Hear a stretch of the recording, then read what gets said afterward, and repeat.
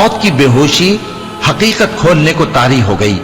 اے انسان، یہی وہ حالت ہے جس سے تو بھاگتا تھا، اور سور پھونکا جائے گا، یہی عذاب کی دھمکی کا دن ہے۔ اور ہر شخص ہمارے سامنے اس حال میں آئے گا کہ ایک فرشتہ اس کے ساتھ ہانکنے والا ہوگا اور ایک اس کے اعمال کی گواہی دینے والا۔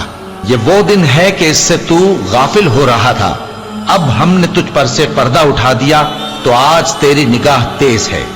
اور اس کا ہم نشی فرشتہ کہے گا کہ یہ اعمال نامہ میرے پاس تیار ہے۔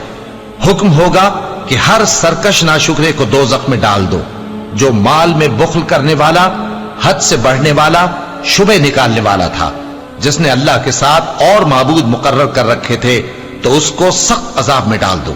اس کا ساتھی شیطان کہے گا کہ اے ہمارے پروردگار، میں نے اس کو گمراہ نہیں کیا تھا، بلکہ یہ آپ ہی رستے سے دور بھٹکا ہوا تھا۔